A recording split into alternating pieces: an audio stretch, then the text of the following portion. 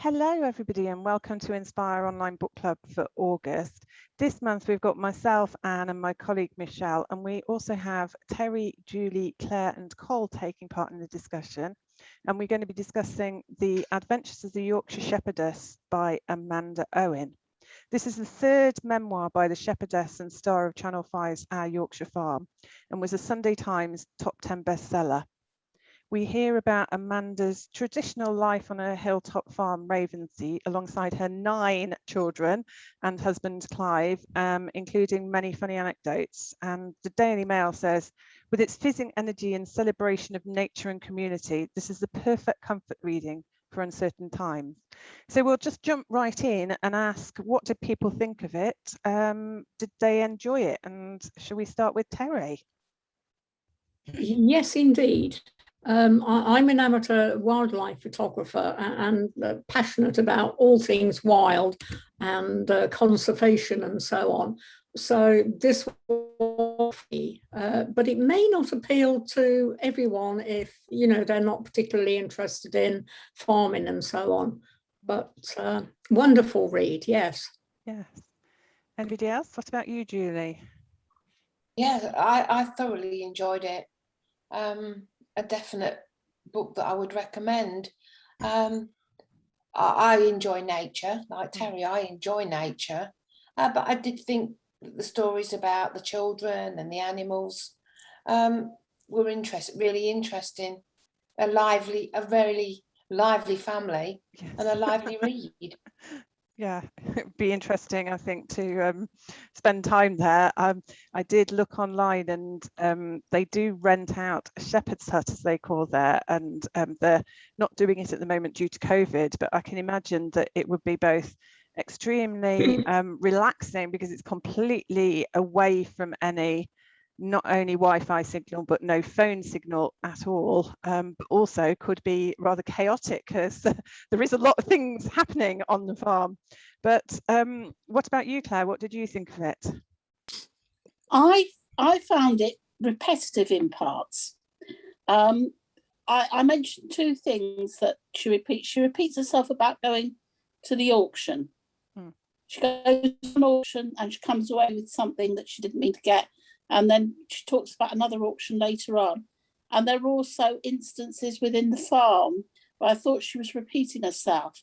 I do like nature books, but I can't say this really sort of got me going. In the end, I ended up watching the TV series to sort of work out where everybody fitted in. That did help me a bit. Yes. But I also she'd written 2 previous books, and possibly if you read the first one, you might get more from it rather than reading the third one. Yeah. I did look to see if it had been ghostwritten, and I don't think it has actually. No. I think she did write it herself. Yeah. I did wonder that. How does she find the time? Yeah. That's it. You see, that was why. Because normally if they're ghostwritten, they put some acknowledgement in the front, and there wasn't that. No, and then I thought, well, you're noticing that there are faults with the way it's written and things. So probably she did write it herself, and you know, she must just continually be on the go all the time, because if she's doing all these things on the farm and she's got all the TV people there and she's making notes for a book, she's a busy lady. She's very busy, I think that comes across. What about you, Cole? She's making personal appearances as well, I noticed. She's travelling all around the country, speaking, as far as I know, at different venues. So she's a very busy lady. Yeah, definitely. Yeah, too busy, I think. I might be in a minority of one here, but I had a lot of problems with this book. It's sold as non-fiction, and that just didn't sit right with me, because I found it impossible to believe what I was reading. As you said at the start, the blurb on the back of the book talks about how the author enjoys a traditional lifestyle as a shepherdess, but the reality is she's much more of a media figure than a farm worker. Yeah. I've had to write this down.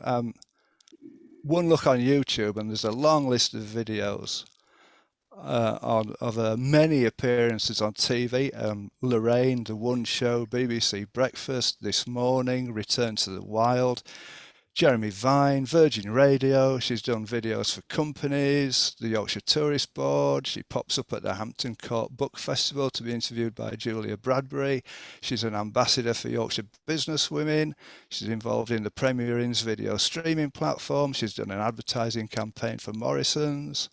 And on top of all this, we're expected to believe that she finds time to be a housewife looking after 9 children, a host of dogs, hens, horses, a herd of cows, 1,000 sheep, and in her spare time she looks after guests staying in the shepherd's hut, provides a cafe service for walkers, renovates a farmhouse, is a best-selling author, has her own programme on Channel 5, and as I say, regularly appears on TV and radio. And the only help she receives from all this is allegedly is from her husband and her kids. There's no mention in the book of any employees. And I just find this disingenuous. I don't think it's too strong a word. I just don't believe it. I really wanted to enjoy this book. As a Yorkshireman, I love the Yorkshire Dales. They're second only to the Lake District in my view when it comes to UK beauty spots. But yeah, I have a massive problem with this book. Oh, it looked like Michelle had a point to say in that. She was sticking her hand up. Yeah, I do know what you're saying, Carl, but I kind of had a different take on that. Not that I know anything about farming, but there has been quite a few programs, hasn't there, recently that touch on farming, etc.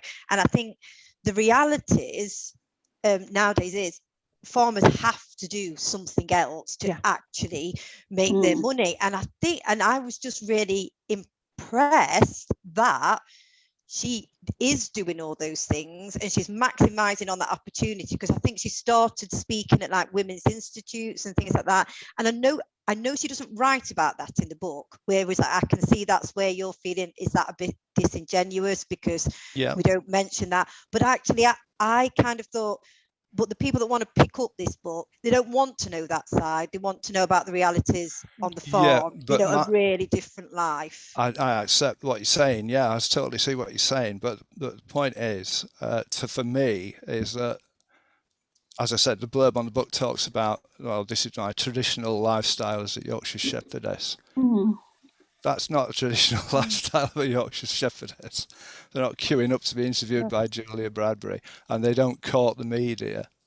One online review said this is not a story about a Yorkshire Shepherdess's lifestyle. This is a book about a businesswoman making money. And I thought that was a bit harsh, but having read the book and thought about it and looked at all her other occupations, I have to agree. I mean, don't get me wrong, I've got a lot of respect for this lady, and Amazon have over 6,000 5-star reviews about this book. But all I'm saying is it doesn't do what it says on the tin for me.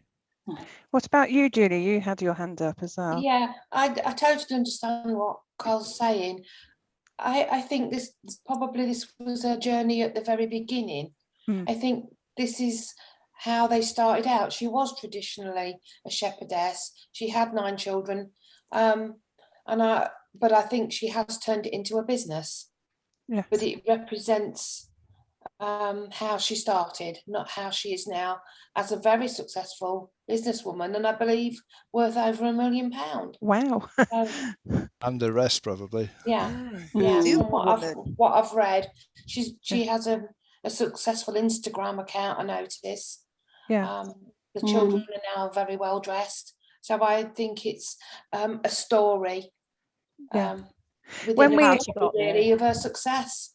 When we do read books, I think Michelle's point was quite was valid. Well, everybody's point is valid, but what struck me is that you don't put everything in when you're writing a book. You are picking what your audience is, and you will select that. So if we were going to do a biography of our lives, you probably wouldn't write down that you were cleaning the bathroom every week or however often you do it.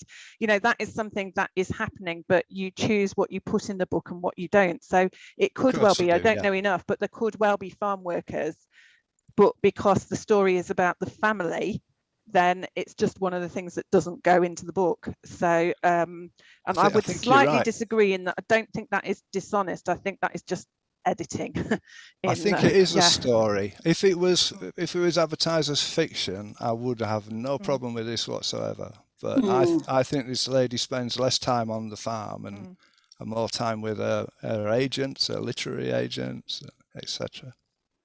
Well, it's interesting because there were a lot of anecdotes about what is happening. There is a lot of detail about what is happening on the farm. I haven't actually personally seen the TV program.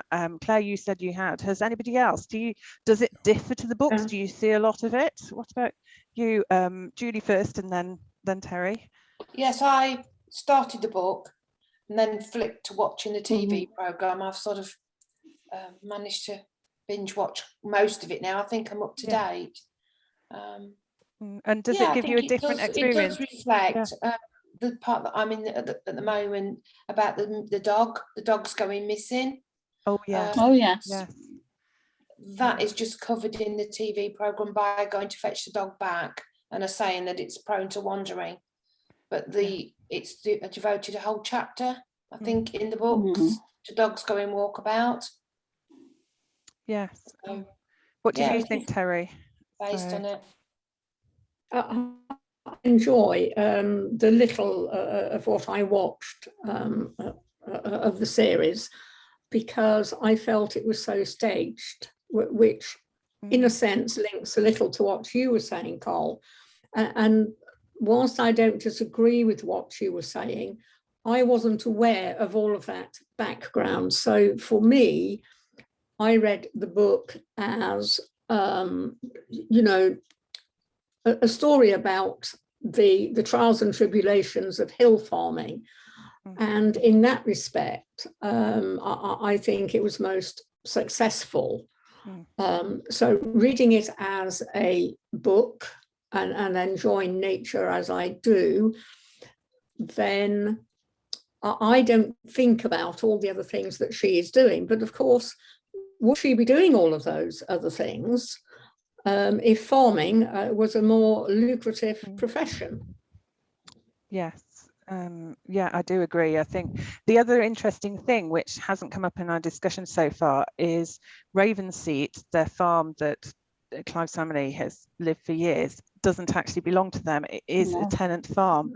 And I think that is an extremely important point, because they end up buying another property because she would like roots for her children.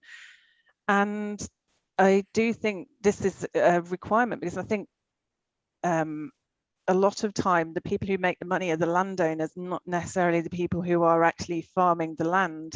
So I do think farmers, as Michelle pointed out, do have to diversify to bring other money in.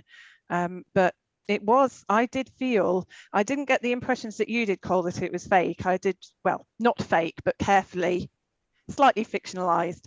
But I did get the impression of how much work was going in, because they buy this enormous house called the Firs, which a very, very old giant farmhouse, and decide to renovate it themselves. And I was thinking, oh my goodness, what a big job. I don't think I'd like to do that just for a tiny house. So I think that is a very ongoing job, and they do mention that they have plumbers and things in. Yeah, Michelle, did you have something to add? Yeah, sorry, that just reminded me, not to cut you off, but no. When they go to buy that house, I think it's within that it brings up something that I actually, for me, I was surprised that I liked about it. Within their story, then you do get like the backstory and a bit of the history and the social stories of how people lived, because there was one bit where, you know, she wants to buy the house, and when she finds out how much it's going to cost and how much it's priced at, because people in cities that have a lot of money really idealize these places now, and she's shocked coming from her background, because she's like, this would have been considered quite a frugal basic house, but that is the way that things have changed. And she does refer quite a bit, like in the landscapes, and about how it's changed, and how because there's a lot of like discarded mines, etc. Yeah, it made me quite interested to know more about the area, I think, and its history. Yes. Yeah. Anne, you mentioned the needing the plumber. Yes. To renovating the house. I just wonder how people felt about the little bit of story when they were renovating the farmhouse, and it got to the stage where they needed a lot of complex plumbing work doing, and neither she nor Clive had the skill or knowledge to do it, and she was worrying about it, and Clive said, "Don't worry, something will turn up." And then shortly after, they got a letter from Dick the plumber, who said he was looking to get away from city life, and could he go and live on the farm and do any plumbing work they might need in return for accommodation and meals. I mean, I found that totally so far-fetched. I know a few plumbers. Well, What are the odds of that happening? this is why I thought, was it ghostwritten? Was there somebody else behind it? I tend to agree with you. I think there's something odd about the book.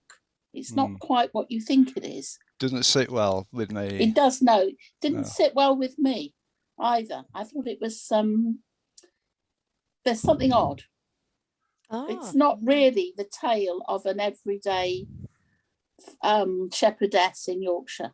I got the impression it was more like the latest episode in a franchise rather than a book about nature. As you said, you know, this is the third one. No doubt the fourth is in the pipeline. Yeah.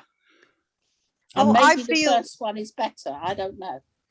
It's funny though, like how different opinions of a book could be. Because I'm looking at my notes now, and I thought I never thought any of that, and I've actually put at one point. I didn't. I think it's really honest. Maybe I'm just a crusty old cynic. I didn't say that. But yeah. So I was a bit sold. You know, just took it in quite well. Actually, I'd be interested to know what people thought about. Oh, sorry, Anne. No, carry on. I was just thinking about, because I did feel that she was honest and she came across as quite warm, and I believed it. But she used a lot of Yorkshire dialect, didn't she, in the book? What did you think, Cole? Hated that. Hated that, because if you do go on YouTube and look at her TV appearances, she's a Huddersfield lass, you know, but she's relatively well spoken. She certainly doesn't speak in the way that she writes how she speaks in the book. There's no thee, thy, thou, thee, by, go, milkly, mo, bar, tat. There's none of that. She's a relatively well spoken person. And I just think maybe the publisher said, could you put in a bit of, you know, it's about time we had some cartoon caricatures of Yorkshire accents. So although I will admit, my friend from Sheffield, she will do, they do say thee and thou to each other, you know, and it's something you would do in your own family. Yeah. Maybe you wouldn't do it on television, and that is just completely and utterly natural. So, well, you know, she comes from Huddersfield, and contrary to popular belief, Huddersfield's a quite civilised place. Well, yeah, so Sheffield. See, so I'm speaking with a bit of bias as well, because my family background is all Yorkshire, even though you can't tell it on my accent. No, you can't. I just thought it was an affectation. But I do think that that's one of the things I do like, is the thee and the thou. I can't say some of the dialect was slightly obscure even for me, but the thee and the thou, consistent. I think, sorry to speak over you, but it wasn't consistent either. If she said a long speech, it would start off written in a Yorkshire accent, and then it would tail away into standard English. Yes. I hated it. I do wonder whether that is editing. What were you thinking, Julie? Was it comprehensible to anybody? I just wanted to put my point of view across with what Cole said about the plumber. I think at this stage of the game, is the plumber trying to jump on her coattails? Is he seeing an opportunity for his business? So if he gets there, is he going to be in the TV show? Is he going to then be a millionaire? That's my take on it. That never occurred to me. Never occurred to me. That sounds quite sensible, actually. And then the other thing was the dialect. I heard the word today, well, because I listen, was lugs.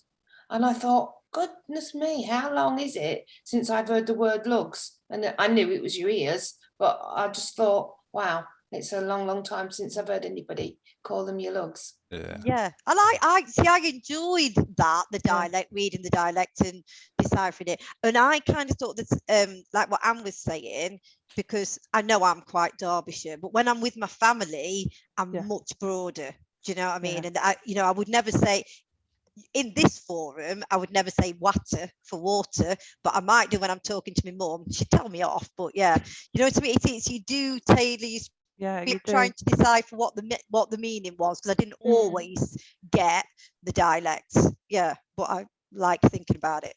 Did anyone listen to the book? Rather, I actually read the ebook. Did anyone actually listen to it on audio? Or Julie, because how did they deal with the dialect? Did she read the book herself, or was it a narrator? It was a narrator reading the book. I don't have a name in front of me, but it was a narrator, and she did all the voices as far as I can tell. She did Clive as well as Amanda, and it was, when I first listened, I thought, I don't think I'm going to get on with this because their accent's annoying. But actually, once I got into it, I was fine. I think you do need to hear dialect. I find it very hard when it's written down, but when you hear it, usually it's more kind of natural. So that was an interesting point. I think we've covered a lot of the questions. One of the things that I was wondering about is, this might be a bit controversial, is what do people think about the life for the children? Because there's a lot of things now about the freedom that children do or do not have. And obviously these children from the book that we are presented have a huge amount of freedom and probably what was a traditional life, even if she can't be called a traditional shepherdess anymore. And I wondered whether people had an opinion about that. This goes back to what I was saying. I found the characters rather two-dimensional. Even the children, they would exist to come on and either solve a problem or say something amusing and then go off again. And a much more interesting book is waiting there to be written, and that concerns the children for me, as well as the dealings with their agents and showbiz pals. But I mean, children born in farming communities have two choices. They either go into farming, three choices. They either go into farming or into mechanics, work in a garage or whatever, or leave and find a career away. And with 9 children, one farm can't possibly support 9 farmers. No. So that's a dilemma in itself Well, that I would have liked to have read about. Sorry, the elder child does say that she wants to become a doctor. So I think diversification, the key. Terri, did you have any points on this, or the wildlife questions you were talking about? Yes, I think for the children, it was a wonderful opportunity. Disregarding the turbulence of harsh winters and so on and so forth, as long as those children in the future do have personal choice. So, I wouldn't feel happy if they were expected to continue the family farm. I know they are tenant farmers at the moment, but their future plans are to have their own farm. So yes, I mean, take youngsters away from screens and mobile phones and sit them in the countryside and let them experience, the beauty of creation, and that they can learn so much there. So I think the children are very well catered for, and each of them is learning so many other skills. They're learning to be responsible, to work as part of a team, and that hard work is essential if you want to achieve success. So I thought for the children, yes, wonderful opportunity. Yeah, my mum said, sorry, it's just because I haven't watched the TV show and my mum's watched it, so I was asking her. She said that comes across very much in the TV show about how much the children help and get involved, and you can see that they actually enjoy it and how good it is for them. So I think Cole's point about another book being in there about the children's experiences, because I was quite taken by that with having a 6-year-old myself. There's one point where Clive says, because the kids have been out in the fields for hours, should we be worried? I said, oh no, they'll come back, you know, probably a few bruises, fell off a few trees, something like that anyway. And it's like, oh my goodness, yeah, for them to have they're making their own fun and adventure in the countryside, and which is important. But what would happen if one of the children develops an interest? Like one of my daughters got interested in fencing and fence for the county, and that involved driving all over the country and hours driving to practice. What if one of the 9 children develops an interest like that, or swimming, etc.? I don't think it would be possible, because I mean the farm's miles away from anywhere as it is, isn't it? I mean, she gave birth in front of a fire in the kitchen, presumably because of the geographical distances involved. So I take Terry's point that in one way it's brilliant for the children, but in another way it can be quite limiting, because sitting in the countryside and enjoying the joys of the countryside is fantastic. Yeah, but I noted that they had to get up very early to go to school. I don't know if that was in the TV series or the book.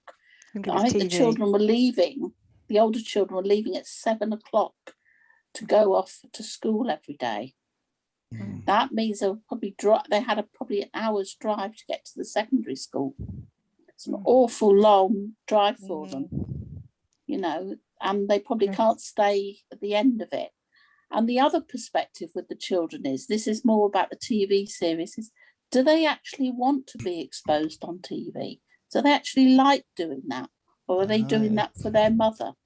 I think that's a really kind of a moral and ethical point that we're all going to have to get to grips with more and more in the future, because there is a growing trend on things like Facebook and Instagram of people not putting their children online because they haven't chosen. So I think that's obviously, I think that's something that's going to become more and more important. But I did feel that for me, this book came across as very warm and loving, a light read, but I did really enjoy it as a light read. And I think it's fantastic that we've had to be able to discuss what might be the negatives about this.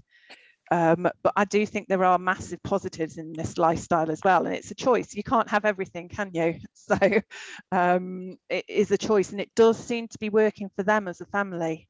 So I think that is one good thing. One thing that we wanted to do, we thought would be a good idea to start from now, is to actually give our books a rating out of 5. So, and then we can ask people online as well to say how they thought of it. This might come as a bit of surprise at it. So you'll have to see if you can think on your feet. So if I start with Michelle, how many stars would you rate this out of 5? Oh, this is so hard. I'm going to start with a disclaimer, because this wouldn't normally be a book that I pick up, because I don't really do a lot of non-fiction, and also I didn't want to watch the TV program. I'm not sorry, I don't think I'm very into real life, to be honest. But I did enjoy it. I liked her. But so I think on that note, that it wouldn't be, I wouldn't go and read the other books again. I think more just because of my personal taste. And I'd probably go for about a 3.5. But if you are into wanting to know about the countryside and stuff, yeah, you'd probably enjoy it. What about you, Terri? I'd give it a 4 as a standalone book. I haven't read the other books, and I think if I did, it may become a little bit repetitive. Yeah. So 4 as a general easy read. Okay, Cole. This is difficult, yeah. It is. I knew it would be hard. Yeah. I think if you want to read a book about nature and the countryside, there are much better books out there. I've just finished reading The Salt Path. Oh yes, Rain Win. Yeah, superb. I can't recommend that highly enough. And I think this is a a work of fiction, not non-fiction. But then again, I know that thousands of people like it, and as I said, 6,000 people give it 5-star reviews on Amazon. But your so opinion is just as valid. 3, I give it a 3 because purely that's higher because than I thought it would be. yeah, but that's purely because I know that there's a massive audience out there who enjoy this kind of thing. Yeah. Okay. Yeah. Claire. It wasn't difficult to read, so from that perspective, I wouldn't think. But I'm actually not happy with the book and the way it sits for lots of reasons. So I would probably just give it a 3. Okay. Julie? I would actually give it a 3. Okay. I enjoyed it. I did enjoy it. I took it for what it was. I've not really looked at it in depth till afterwards. But no, I'd stick with my 3. I'm not going to be rushing out to buy 1 and 2. No. I myself, I think I'll probably go like Michelle, which is sitting on the fence, and do 3.5, because I really enjoyed it as a light read. And it makes me actually want to watch the TV program to see some of the characters, but I don't know that I'll read any of the books. And it's but it was really, I'd say, relaxing read, because it is quite a light read. But thank you everybody for taking part. We hope that lots of you are able to take part in our next month's discussion, which is Come Again by Robert Webb. So back to literary fiction again, and that will be in September. And we hope everybody has enjoyed our discussion, and thank you very much for taking part.